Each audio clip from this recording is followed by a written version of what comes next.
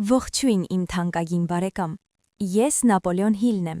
ավելի քան 20 տարի ես ուսումնասիրել եմ աշխարհի ամենահաջողակ մարդկանց, Էնդրյու Քարնեգիից մինչև Հենրի Ֆորդ, որպեսզի գտնեմ այն բանաձևը, որը մարդուն դարձնում է հարուստ և երջանիկ։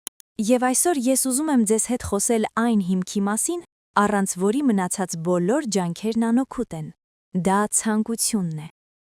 Բայց մի շփոթեք սա սովորական երազանքի կամ հույսի հետ։ Հույսը թույլ է, երազանքը կարող է լինել պասիվ։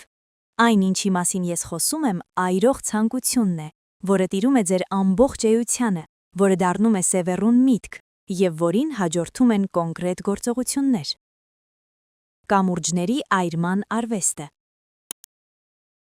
Շատ տարիներ առաջ մի մեծ զորավար կանգնած էր թշնամու ափին։ Նրա զորքը քանակով զիջում էր հակառակորդին, և զինվորների սրտերում վախ կար։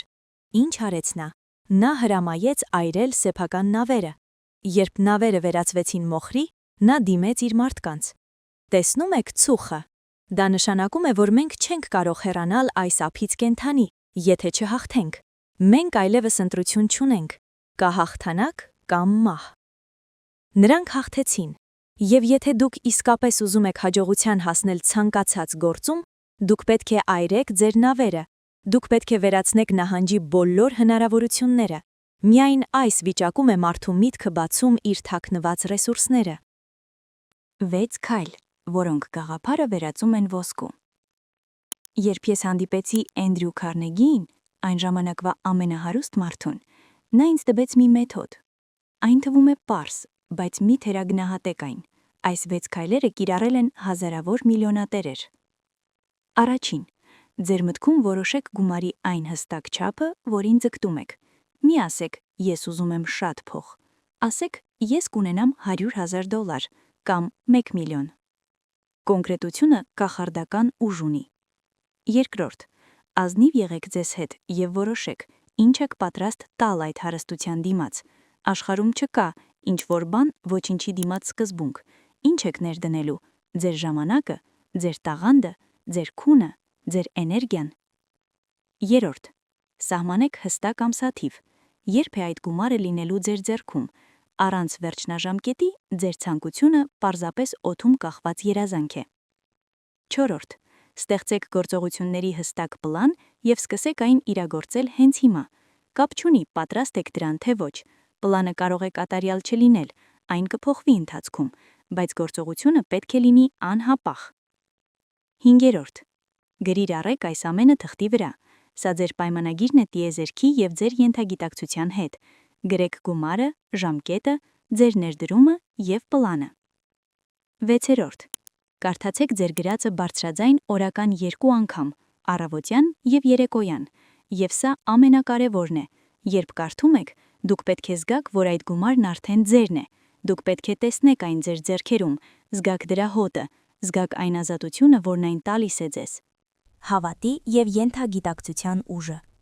Ինչու է սա աշխատում։ Որովհետև ձեր ենթագիտակցությունը չի տարբերում իրականությունը երևակայությունից, եթե այն համեմված է ուժեղ էմոցիաներով։ Երբ դուք կրկնում եք ձեր նպատակը հավատով, դուք վերածրագրավորում եք ձեր ուղեղը։ Դուք սկսում եք տեսնել հնարավորություններ այնտեղ, որտեղ ուրիշները տեսնում են խնդիրներ։ Հիշեք Թոմաս Էդիսոնին։ Նա ձախողեց 10,000 անգամ, նախքան կստեղծեր լամպը։ 10,000 անգամ։ Ուրիշները նրան խենթ էին համարում, բայց նա ուներ այրող ցանկություն։ Նա գիտեր, որ լուծումը գոյություն ունի, և նա թույլ չտվեց ժամանակավոր պարտությանը վերածվել մշտական ձախողման։ Ժամանակավոր պարտություն vs մշտական ձախողում։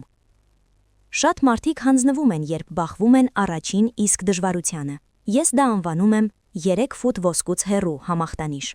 Դուք կարող եք կանգ առնել հենց այն պահին, երբ հաջողությունը պատրաստվում էր թակել ձեր դուռը։ Պարտությունը միայն դաս է։ Այն ազդանշան է, որ ձեր պլանը վերանայման կարիք ունի, բայց այն երբեք հիմք չէ կանգ առնելու համար։ Մարդկային միտքը կարող է հասնել այն ամենին, ինչին կարող է հավատալ։